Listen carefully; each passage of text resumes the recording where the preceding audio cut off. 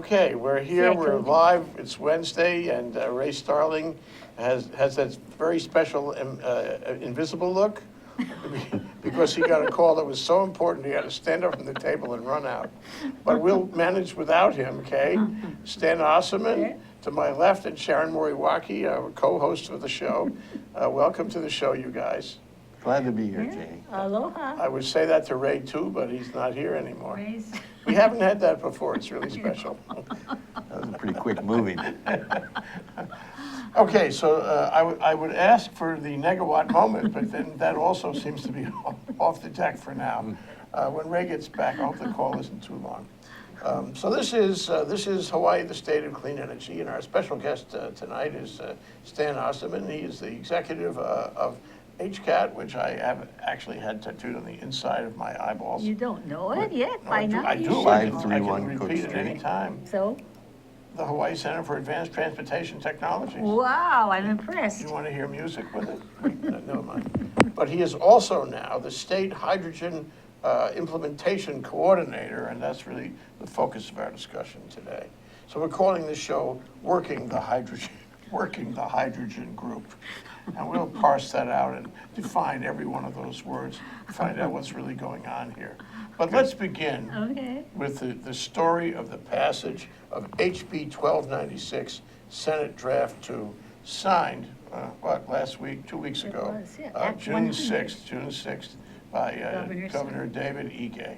Okay, and you should start, because Stan, in his own modest way, would like you to begin, Sharon. It was her bill. Oh, okay.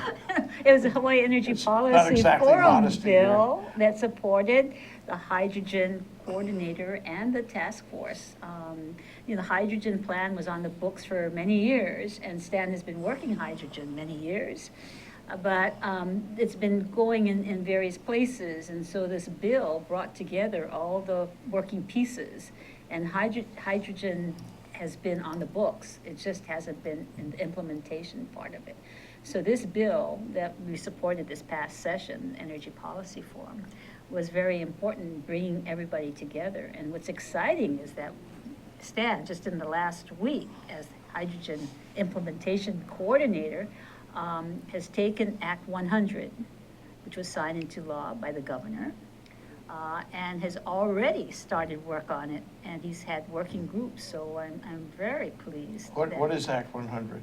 It creates the hydrogen working groups to put together the hydrogen plan, but not just a plan, it's an implementation plan. So you notice it's active, Yeah. not just a plan that sits on the shelf.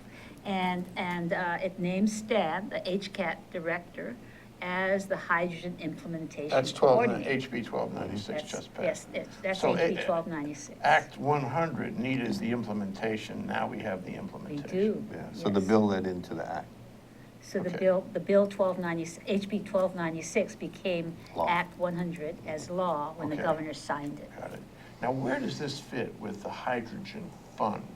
The hydrogen fund has to be in the year 2008 or 9, and it created a $100 million fund for research, to incentivize research in hydrogen technologies. Is that still around? That was the part that wasn't implemented. Oh, it's very controversial. It was, but I think what Act 100 does, and what Stan's impetus of bringing all the parties together and actually coming up with implementation plans, is that they could go back to the legislature and say, now we want to collect on that money, but here's some real in-the-ground kinds of projects that will really push it Well, forward. it would seem to me, just logically, that in your role, I mean, this falls within your role, this hydrogen fund. Right. And what it does is it actually tasks me to start the working group, to work with the Energy Office, to work with Mark Glick's office in close coordination. So I'm aligned with the overall energy plan for the state, and to get hydrogen implementation rolling. Because I think a lot of the disappointment that happened when the first hydrogen initiative started, back when they were initiated the fund and everything, was that people couldn't see anything going on. It was like photovoltaic came on the roofs, and those kind of renewable energy things started taking off. But when it came to transportation, there wasn't enough going on, especially in hydrogen. The plug-in electric vehicles were moving, but there were people that still looked at hydrogen as another alternative fuel that wasn't being explored and has a lot of other applications besides just vehicles. So a fair number of people supported. In fact, we got zero opposition as the bill went through. However, the funding of it was taken out. And the reason was... Wait, before you get to that, we're going to take a short break. Okay. That's Stan Osserman of HCAT and the State Hydrogen Implementation Coordinator. We'll take a short break. We'll be right back. Hi, I'm Ethan Allen. I host Likeable Science on Think Tech Hawaii, and I do this because I care about science literacy in Hawaii. I want to spread the understanding that science is a vital and interesting part of everyone's life. I want to make sure the broadest possible spectrum of people understand the beauty and the value of science and realize that science plays out each and every day of their lives. I want you to understand that science is fun. So we bring onto this show each week guests who are scientists, from astronomers to zoologists, and we talk about what they do and how they do it. But most importantly, we talk about why you should care about their work, why you should see that their work has value and impact on your life. So I hope you'll join us Fridays, 1 p.m. here on Think Tech Hawaii. You can watch us via live stream. You can watch us recorded on Olelo, and you can see us each week. We hope you'll join us. Last week, you brought all the Oh, groups we're together. going to get to that. Oh, what are you doing? First we're going to about examine the the money. bill. Oh, the bill, okay. Well, the bill, that was it. Yeah, we're live. Oh, We're okay. back, we're live. Stan Osserman, Sharon Moriwaki, talking about the hydrogen, the State Hydrogen Implementation Coordinator Bill, HB 1296, Senate Draft 2, signed June 6th, just a couple of weeks ago, and now Act 100. 100. Okay, so you were saying that, I wanted to get the, sort of the history of this Okay. act as it went through the ledge. The bill actually started off setting up an Authority. oversight authority over hydrogen. And the legislators thought that that was a little bit too cumbersome and maybe even overbearing, or the wrong attitude to take towards. And they wanted somebody to just coordinate. So they, a lot of folks looked at it and said, well, HCAT already kind of does that and coordinates a lot of stuff. Why don't we just go with HCAT? And that seemed to resonate. So that's how it came into play. And then the legislature was also a little concerned because when they asked for testimony, they said, well, okay, if we put funding against this. I think originally they asked for $3 million to come with the fund. What are you going to do with the $3 million? And the only answer was, we're going to stand up a station. So there's a station outside of Hickam and Kaneohe that can be available for the public. And they said, well, we're not going to put money against a notional idea. We want a plan. We want to see something in writing, something that shows you the business case and who the customers are and the market and the analysis and all those things. So they took the funding out and they said, so would you still be the coordinator if we took all the funding out? And I said, sure, and, we'll do it. And, See, and it's if you're a important. great guy, it Yeah, always he's a has nice a good guy, effect, right, yeah. But it's important for the reasons Sharon talked about, and unless somebody is like the focal point to get it all going, it just never seems to materialize. Yeah, this is a good example of how leadership can work. So when I saw the bill going through and it wasn't getting the opposition, I just figured we ought to start planning to do it. And so I had a trip to DC coming up, and I knew I wouldn't be around potentially for the signing of the bill, but I just started off ahead of time planning a date when we would start working and having our working groups. And I wanted that date to be after the Energy Office's Transportation Working Group meeting on the, I believe it's the 16th. So on the 16th, we had that working group. On the 16th or 17th, on the 18th, they did a review and a wash of it. On the 19th, I had a steering committee meeting with my working group. And then on the 22nd and 23rd this week, we started having our working group meetings. And in the middle of that, in the middle of that, he was on our panel program, the That's right, the military in military one, Hawaii, yeah. an uncertain future, and you did great on that. So, it's a busy man has That's time right, for everything. That's right. Multi-talented, this Yeah, man. so. If I was at home, my wife would want to pick on me or something, so I'd just stay busy. This will be good. So this actually is very neatly within your role Yes, at HCAT because it's it's perfect. transportation, it's renewable energy and so forth. And hydrogen, let me get this right. Hydrogen, in this context, when we talk about hydrogen in this show, we're talking about hydrogen in transportation, am I right? Yes, but it does extend out from just transportation. And in the working group, that came out.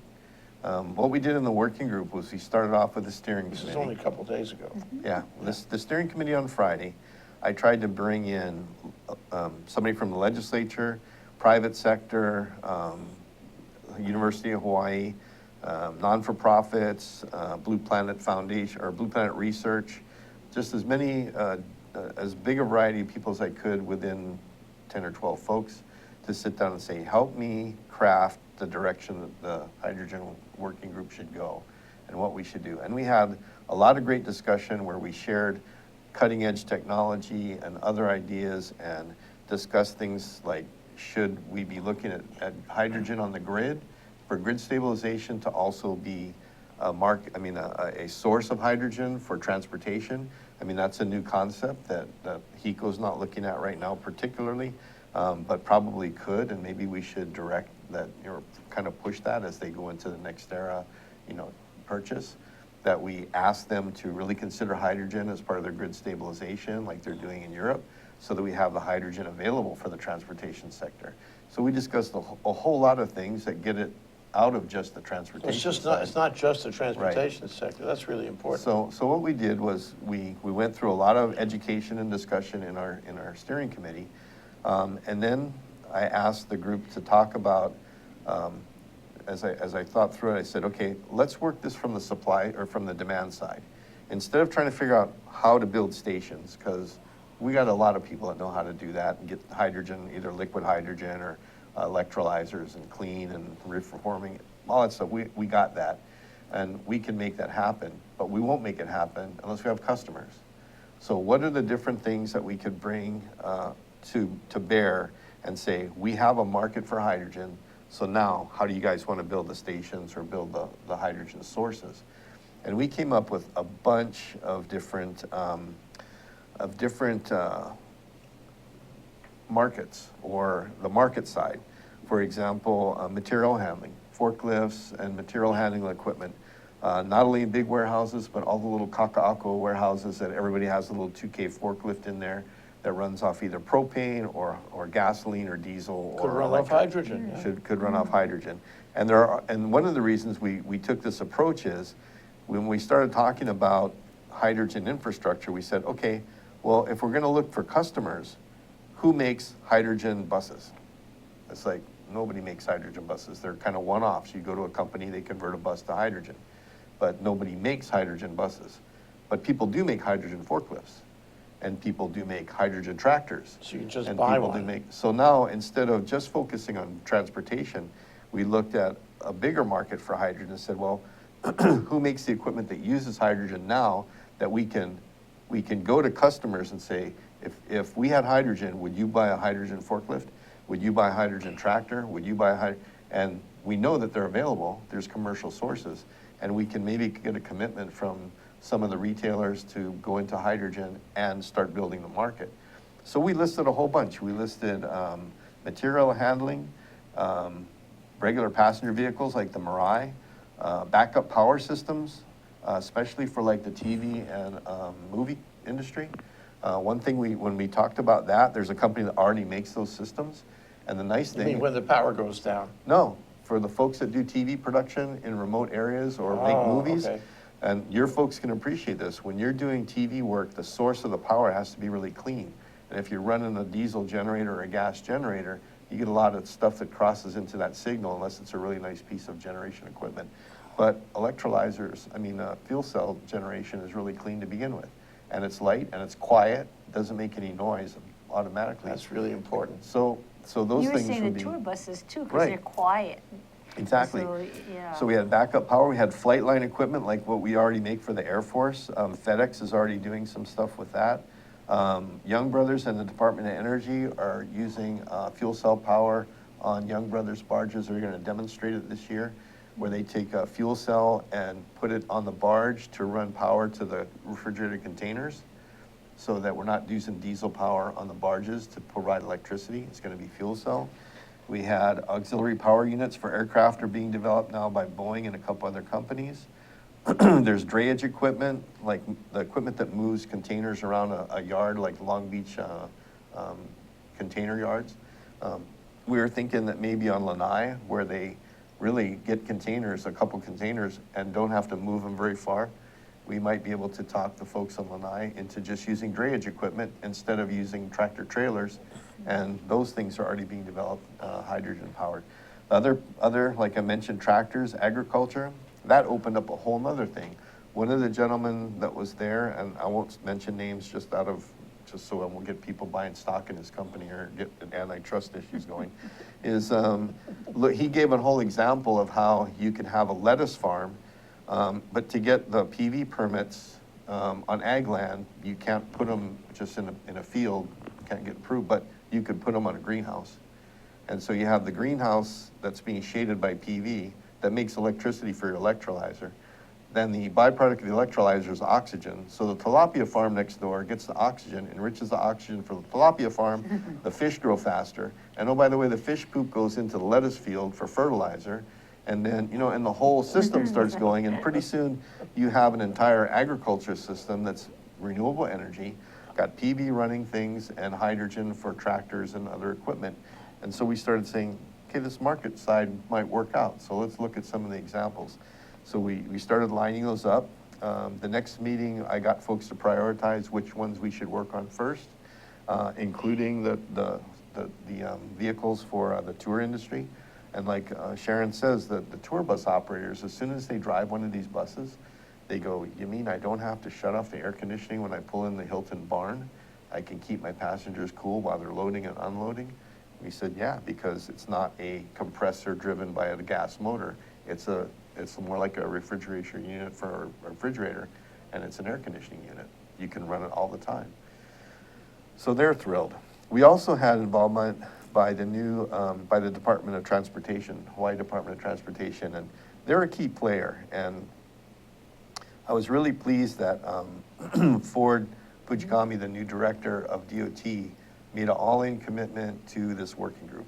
He had people at all of our working group meetings and at the state energy offices roll out the Wednesday before. And I talked to him a couple times about like the WikiWiki buses at the airport. And he says he'd like to really look at that. The WikiWiki buses could be designed better as a functional unit. And if we could get them designed better and get them also on a clean hydrogen thing, that would be a great way to show Hawaii as a clean, environmentally friendly, leaning forward on clean energy and zero emissions.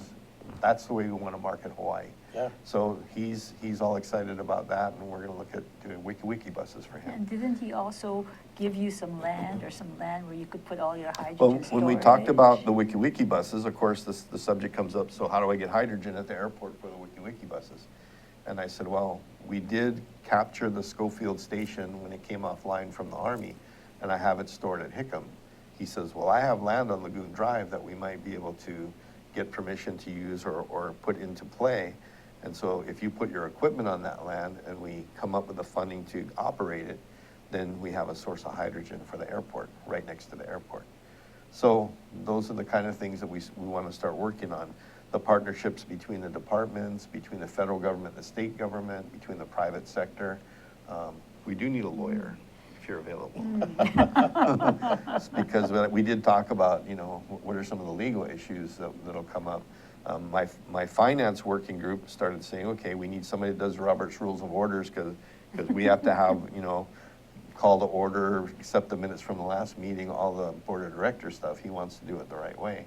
And so we need to get some of those things going. But we're off to a good start. And we didn't go 8-hour days, 2 days. We went from 9 in the morning till about 3 on one day. And the second day we started at 9 in the morning and we were finished by noon. And we got a lot accomplished.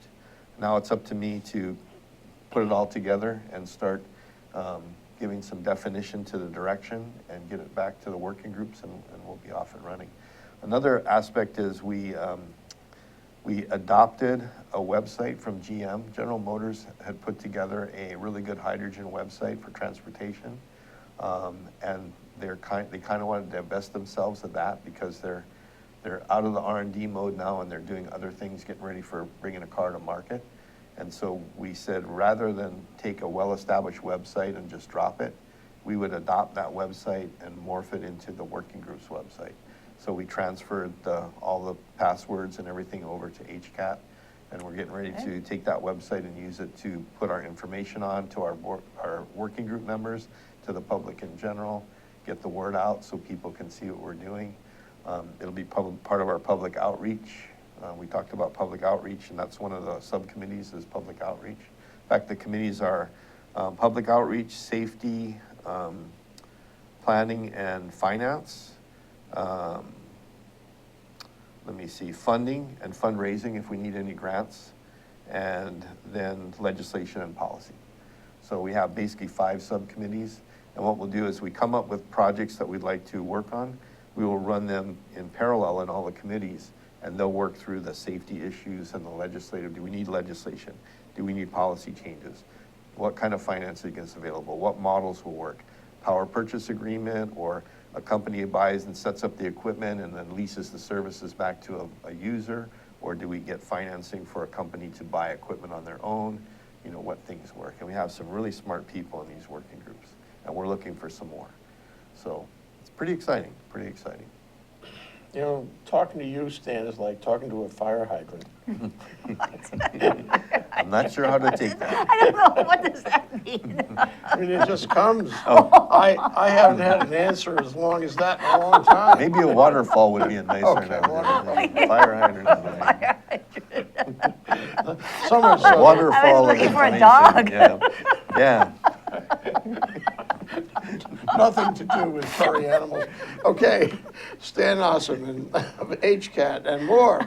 He's now the State Hydrogen Implementation Coordinator, and we want to find out after the break how he really feels here in Hawaii, the state of clean energy. I'm leaving working after the being called a hydrogen fire hydrant. I'm out of here. Ted Ralston, folks, host of our show at Think Tech Hawaii called Where the Road Leads, where we talk about technology influencing the future of Hawaii. Technology, of course, is the art of solving problems. We always bring in interesting and informed guests who can see from different perspectives and different points of view how that future might unfold and how technology can assist us in getting there. So once again, join us 4 o'clock to 5 o'clock on Fridays. Ted Ralston, your host. And please, if you have ideas that you'd like us to address on this show, or folks who you think should be on it, let us know.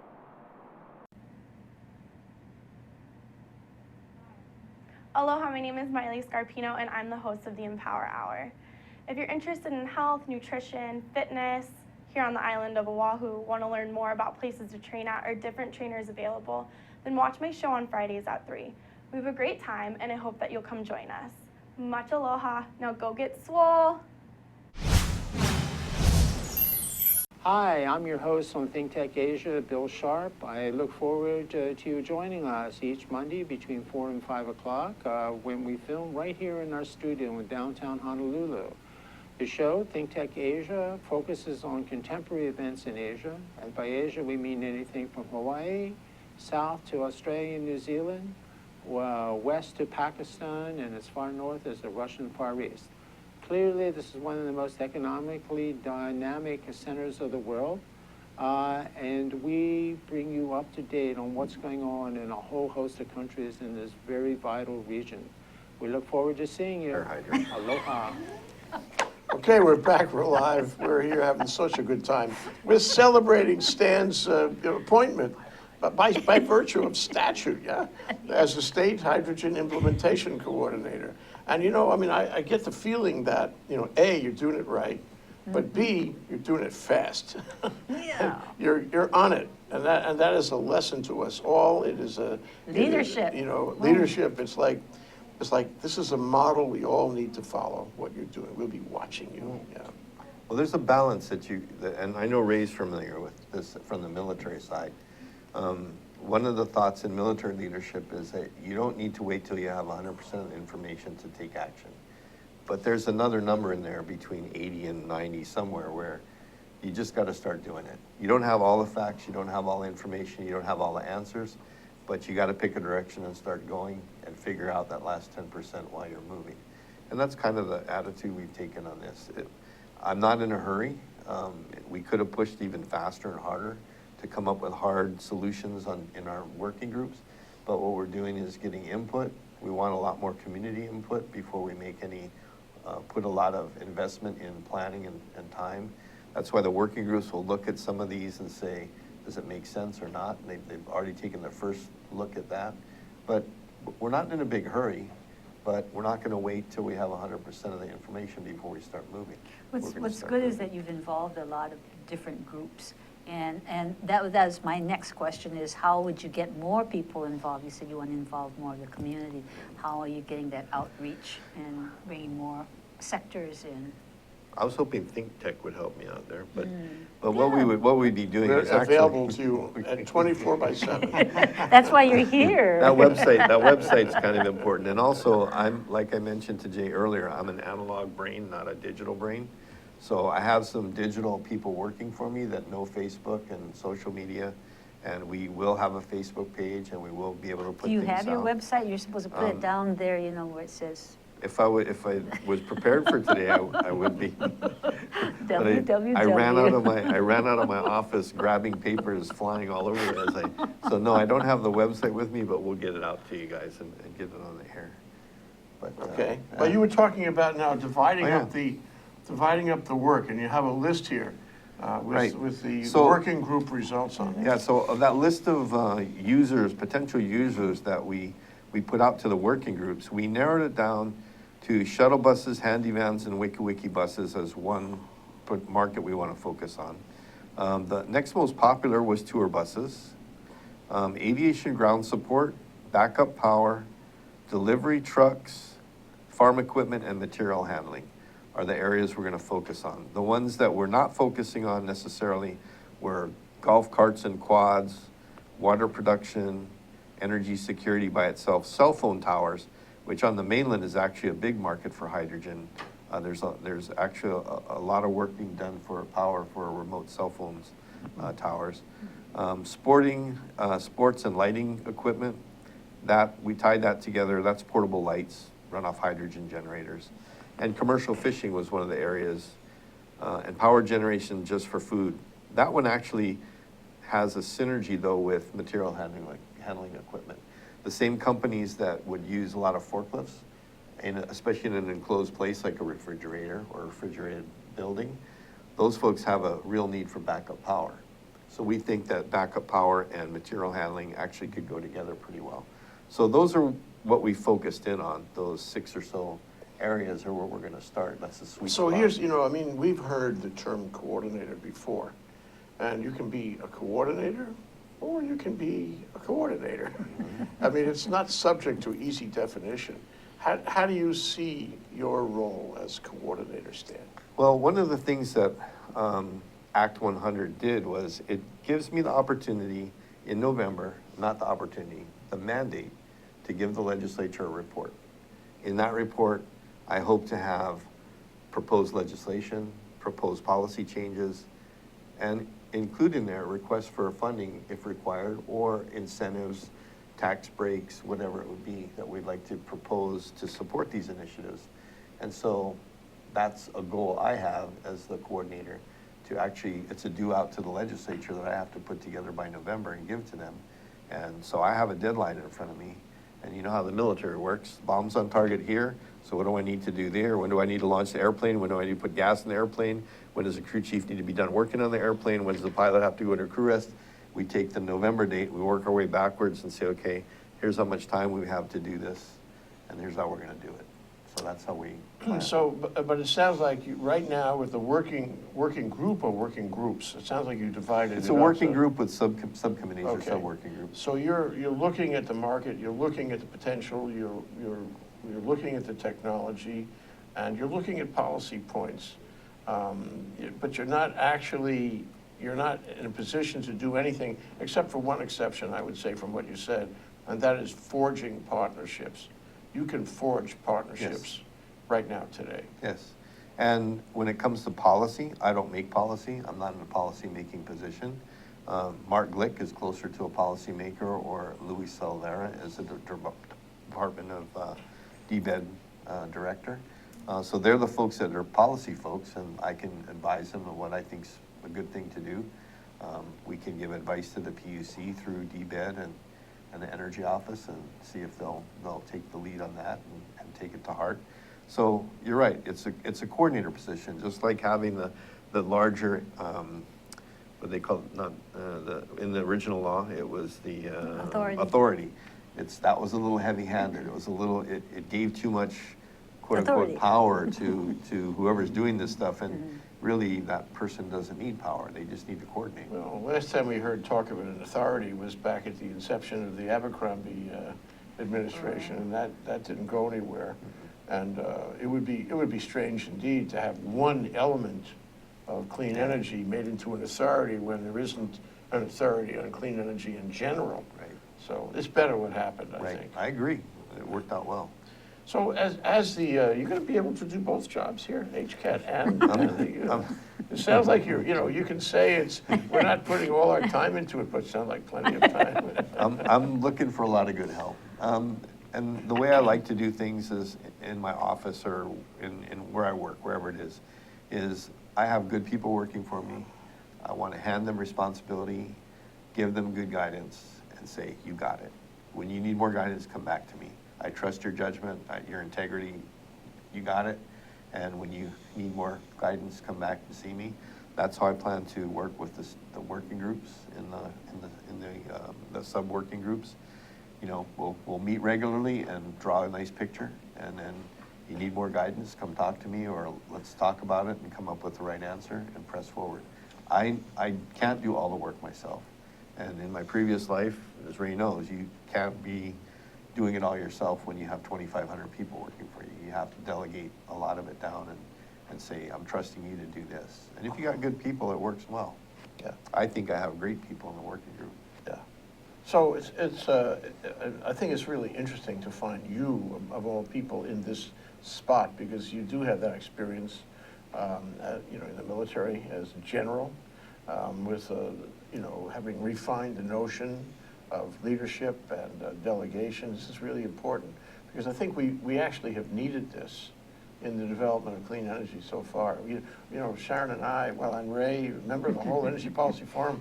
We spent, one great big retreat meeting talking about very little more than leadership. and true. I think we were praying at the end, yeah. Well, you mentioned the military luncheon we had last week, and there was one comment that I didn't make that I wanted to make in my remarks, and I'll bring it in now.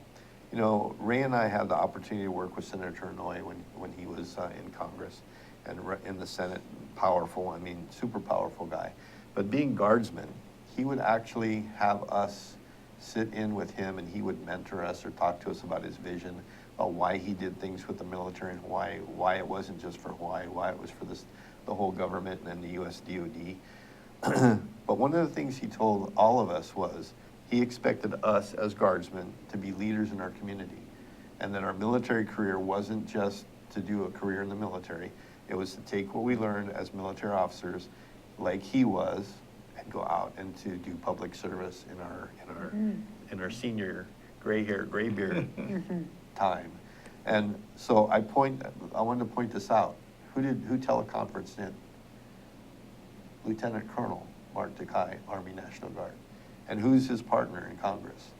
Captain Tulsi Gabbard, Hawaii Army National Guard. Senator Inouye told us that's what he wanted.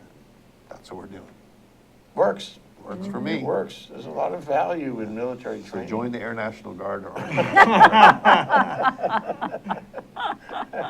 Okay, so where does it go from here, Stan? We're only beginning.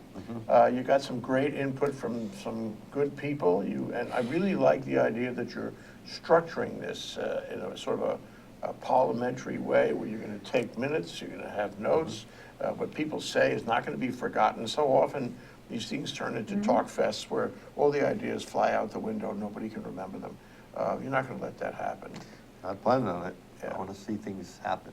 And one of the motivators is I am part of DBED. I do want to create jobs in Hawaii. I do want to create industries in Hawaii. I do work for the High Tech Development Corporation.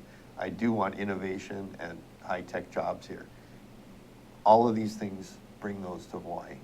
So I want to make it so that there's a business case for this, not the state's going to do this and the federal government's going to do this. I want to make it so that that business people go, hey, there's a need there and I can make money doing it. So I'm going to do that and I'm going to make money and I'm going to take charge of that program and I'm going to do it because it makes business sense. So that the state doesn't have to be coaxing or threatening or setting standards and saying we all have to do this. I want to see businesses pick this up and run with it. You know, it makes sense. I can make money doing this because look, they've already got X number of companies that want these forklifts, and the forklifts are being made on the mainland. What can we do here? What can we buy here? Our agriculture community is in need of growth and doing more for our community. There's a big push to buy local in the ag side. You know, some of the stuff we talked about is already being done to make ag more self-sustaining, more robust, use of renewable energy. Hydrogen plays a role in that. That's all private sector. The government's role in this, from my perspective, should be let's streamline the regulations. Let's help the permitting process along so that people who approve permits are comfortable with hydrogen as a technology, aren't afraid of it. Let's make the community outreach part work so that people aren't afraid of hydrogen or all they think is Hindenburg or H-bombs or whatever, and understand that this is not a nuclear fission program, or this is really basic chemistry and electrical currents and stuff, and it's nothing cosmic, and that hydrogen is all around us. We're made up of hydrogen. Hydrogen's in the fuel they already use, and we know how to use it safely, so let's start capitalizing off of it. And so we'll get there. We'll get going. You know, am I right? He was born for this. Your He's your so whole life excited, was in yeah. preparation for this I day. know, And we're so that's happy right. to think that we're here and we can see and touch and all that. Can feel the passion. Feel the passion. So what happens now? So what happens now, like I said, I'm refining some of the work that we put together the last couple of days. I'm still actually catching up from my DC trip and trying to catch up on emails and things. But we'll start putting some focus together for the different working groups, gathering data from some of my experience and some of my contacts of what technology is already out there, what companies are already in those businesses, bring them into the discussion, let them explain their company model, their products, so they can, our working group members can see where that would fit in Hawaii and where the products could be sold or where we could start manufacturing some of our own. A wild idea that I had that I was talked out of, then talked into, then talked out of was, wouldn't it be cool? Because the one thing that we don't have anybody working on is hydrogen fuel cell pickup trucks. Hawaii lives for pickup trucks. Yeah.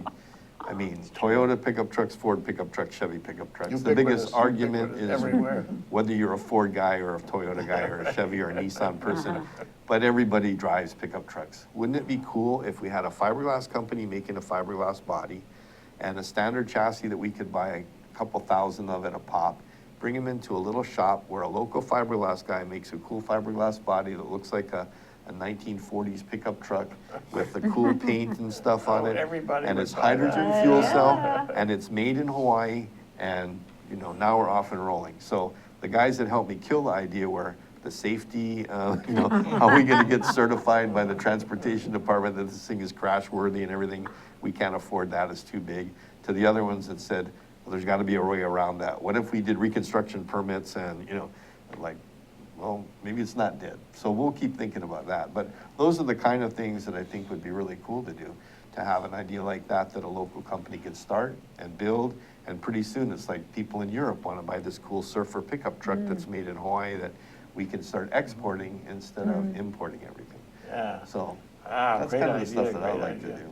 But let me ask you, where does this whole hydrogen initiative and your work as the coordinator fit in the larger scheme of renewable energy? Okay. First of all, one of the big points that came out in the working group and the steering committee is there probably is a big impetus to have the grid stabilization issue and the hydrogen transportation issue joined.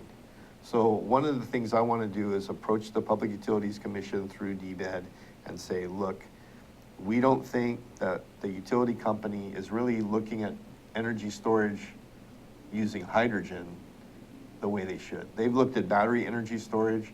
They've done some exploring. University of Hawaii is doing some work for HECO right now to show them how to do energy storage using hydrogen and batteries and things like that. We want them to look at that even more seriously, not just from the grid perspective, but the residual hydrogen for transportation perspective, and start getting a synergy between the grid stabilization and the hydrogen production for transportation. We think that's really important. So that's one of the things that's not necessarily in this group of market-driven research and stuff, but that we want to start doing now, that we think, especially with the NextEra purchase coming up so soon, that that should be something we either try and leverage into that discussion or get a commitment from the PUC or the buyer of Hawaiian Electric to say, okay, we get it, we'll at least look at it. Because in Europe, and I'd like to bring some people in that do this to talk about it on your show or whatever. Oh, yes, on our show would be fine. To talk about what they do in Europe with hydrogen. And the biggest difference between Europe and Hawaii is that Europe has already an extensive natural gas pipeline. But what they do in Europe is they take electrolyzers, and when they have residual power from curtailed power or whatever, they make hydrogen and they inject it in their gas pipelines. They just push it into their liquid natural gas, their natural gas pipeline. And that's storage. It stores the hydrogen energy in the gas. And then they can transport that gas all over Europe. Well, we don't have a big gas pipeline. But they also said, if you use an electrolyzer to make hydrogen, it makes more sense and you make more money to sell it to transportation. So the most money-making part of it is to use that same stuff in transportation. But what they really do with it is they look at it as a huge energy storage system in connection with their gas pipelines. So that's not foreign to the folks that looked at hydrogen in Hawaii a few years ago. We need to revive that thinking and get the electric company and the utilities to talk about it. Yeah, what I get out of this is that we really haven't paid enough attention to hydrogen, and we've been looking for the magic solution we've excluded hydrogen as the possible magic solution, when we really should have considered it. Well, as good Americans, we tend to pick taste great or less filling, or batteries or hydrogen, or, we tend to line up on certain sides. And I think that's been a stopper for hydrogen, because to this day, you'll have Sharon Moriwaki talking about her Leaf, saying, why should I have a hydrogen vehicle? I have a plug-in electric. And here's a discussion that's come up with my Washington trip.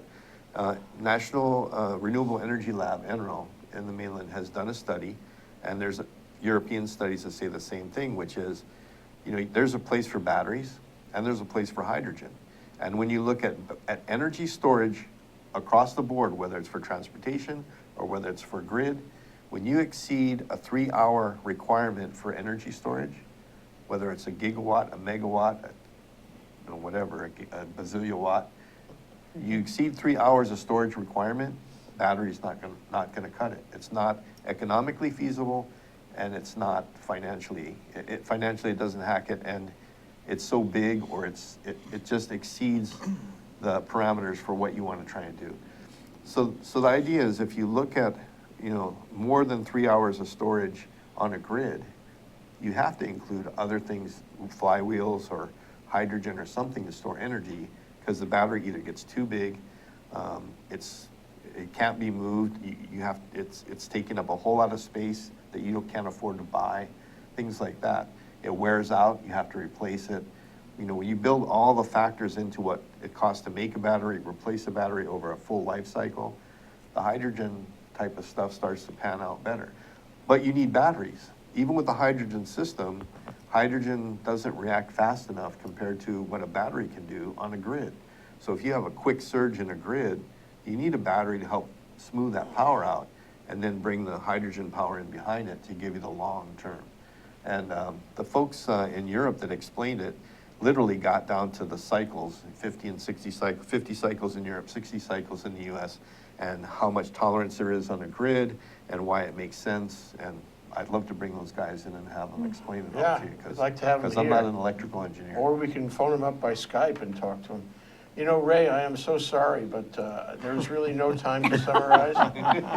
We're about out of time here, Sharon. We but will let me have to say come that- back. Welcome But back. thanks for being here. I enjoyed talking with you, Ray. But Stan made the best summary anybody could make anyway. Oh, can I do my surprise Oh, announcement? yeah, surprise. Okay, he has a surprise. That's We Stan. have 1 second. Surprise. Do I have 1 1 second, his second? car. One his- second. Yeah, right before the second day of my working group, I got a thing from Clean Cities from Margaret Larson at the Energy Office on Clean Cities. BMW to produce and sell hydrogen fuel cell I-branded car by 2020. And it goes on to talk about they're all in with hydrogen fuel cell cars. That'll give us enough time to save up our money to Yeah. switch, right? So, and they, Next car, Get one of Sharon. each. There's a whole new world coming soon. Yep. And you're part of it. You're a big part of it. You're going to make it happen. Stan Osserman, having the time of his life, not only at HCAT, but as the new State Hydrogen Implementation Coordinator. Congratulations. thanks, dude. Aloha. Aloha. You guys.